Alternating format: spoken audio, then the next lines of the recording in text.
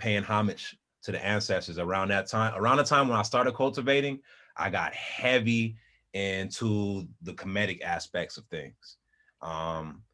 I got my books, and me and my queen, we started studying and on how to read the hieroglyphs.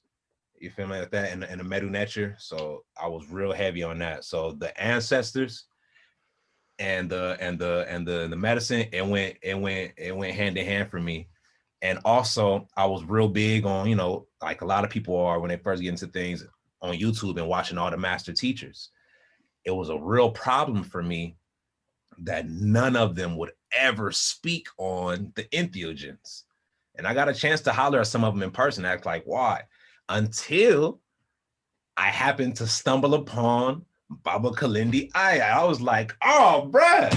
But he, at the time, he didn't have, it wasn't a bunch of videos out on YouTube and stuff like that. It was like maybe like 3 of them. You feel me?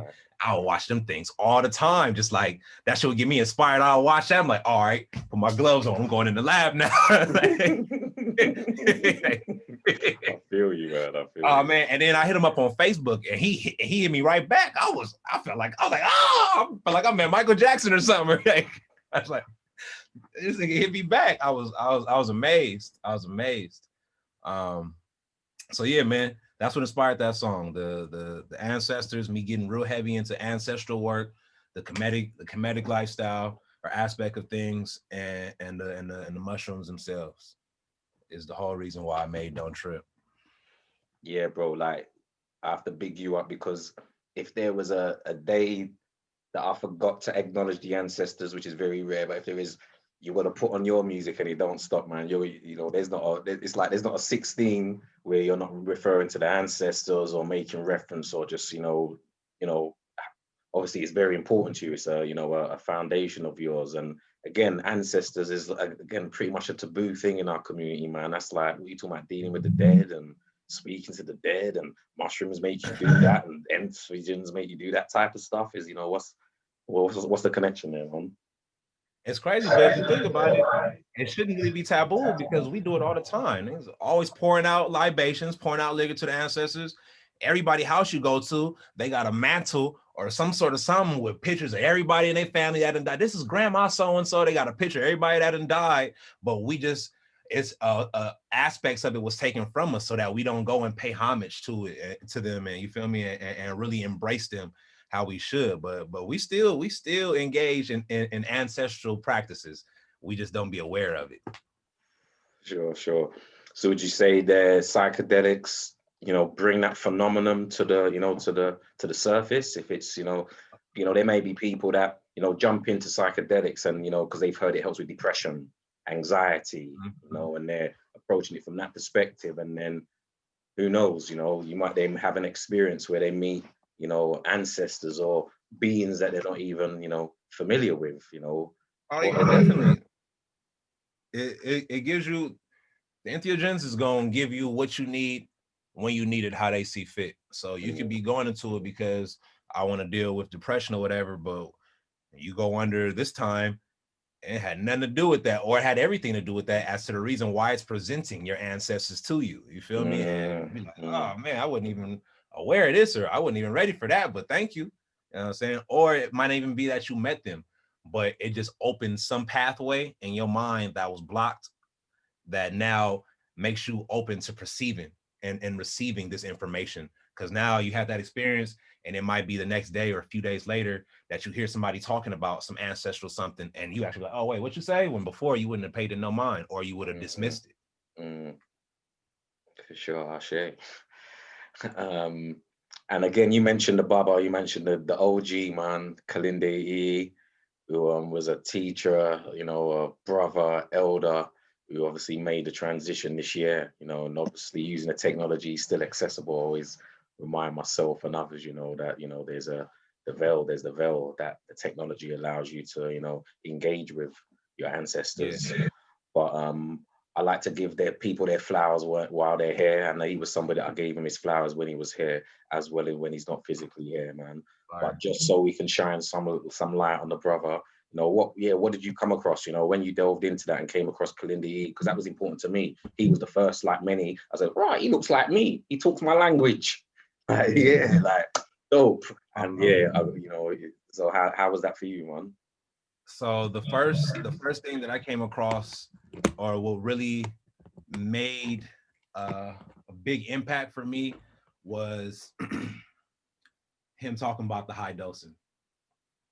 Because at that time, I thought that, I was on my stuff, like without even hearing anything from anybody. I was doing 7 grams, I was doing 10 grams and stuff like that. Oh, 7, 9 grams, 10 grams. I wasn't really going past that.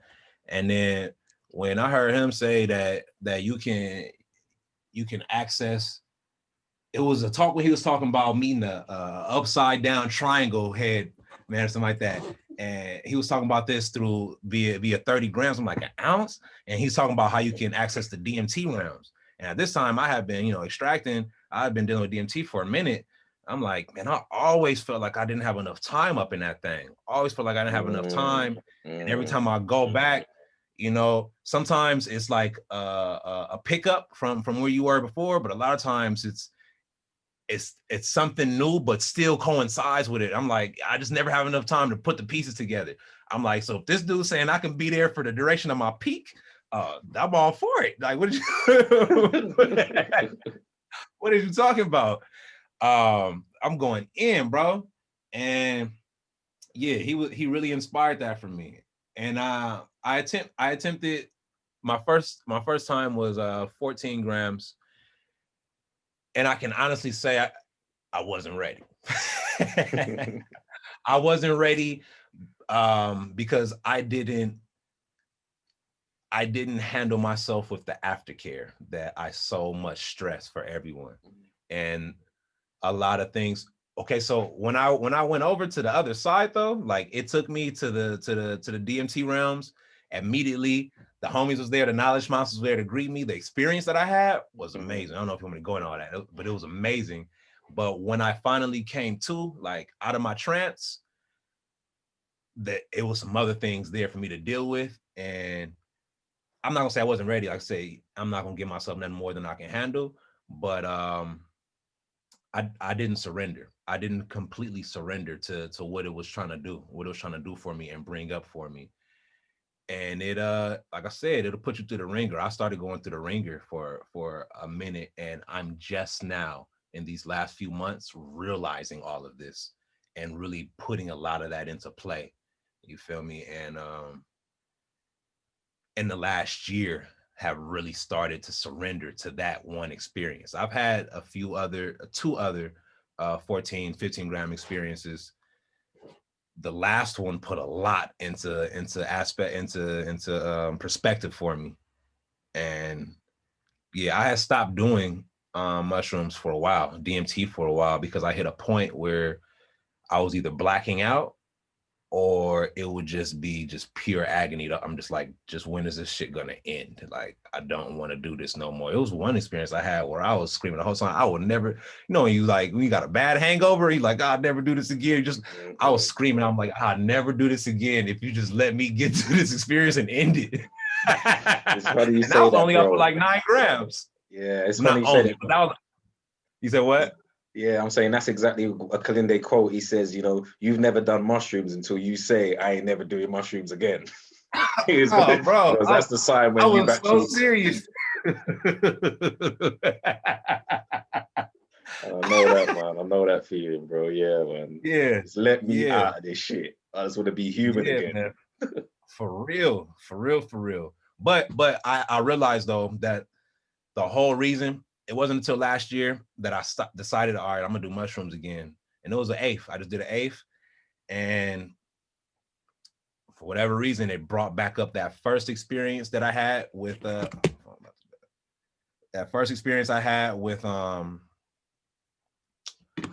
14 grams and what I experienced after I came out of the trance.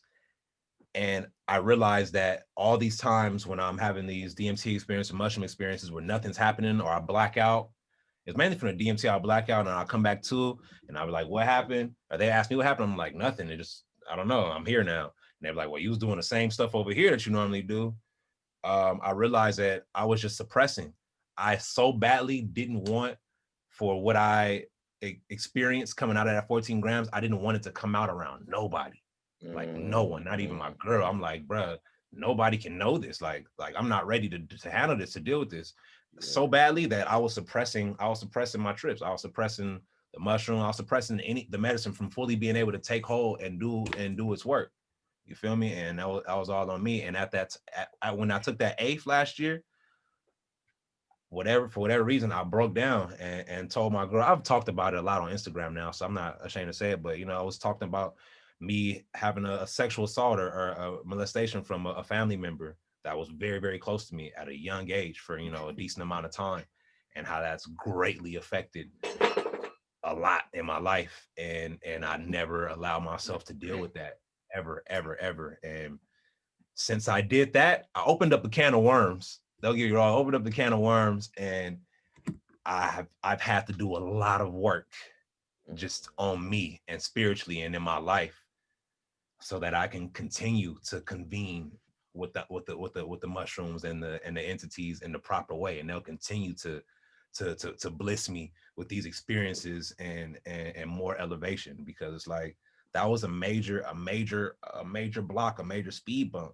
Like, bro, if you don't deal with this, like nothing that you're asking for or trying to pursue is gonna happen.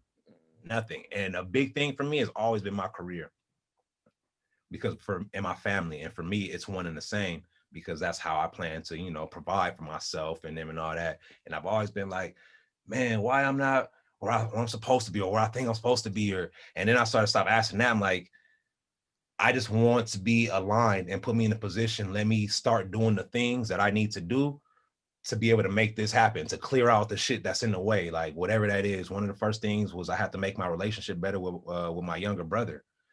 Just random shit that you would think has nothing to do with like the thing that you're trying to achieve. And then when the mushrooms brought that up, I let that dwindle for like 2 years. And then I finally realized, like, bro, you got to deal with this. And then because of that, though, it was so many other things that I let occur in my life, or that I did, that caused so much other drama or traumas, you feel me, because of this one thing that I never dealt with. So Powerful, bro. This is what I'm saying, man. We can heal the hood, man, starting with ourselves. You know what I'm saying? Because man, I share the same, like when, for example, say when mushrooms are brought up, the fact that when my mum used to say, you can order a pizza and give half, to your sister. I used to take, 2/3 and give her a third. And mushrooms like shit. And 30 years later, I'm calling my sister. I'm like, yo, man, where were the pizzas?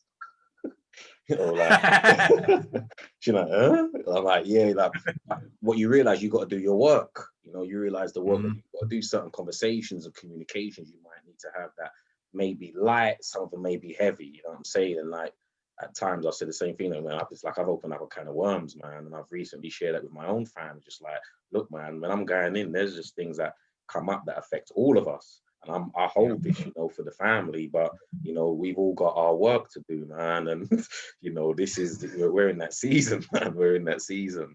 And ultimately, I say when people ask, so one, why do you keep going back? Why do you keep doing it then? If there's all this baggage and fucking load that you got to carry, that's one aspect of it.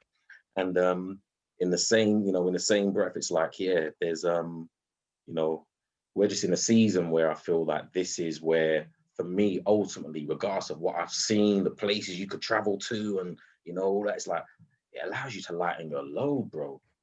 Like there's a baggage that we carry, like, and that's what I've got was gathering from what you're sharing. It's like, yeah, just lightening my load, man. Talking to my brother, dealing with this, boom, and it's like, yeah, it frees you up.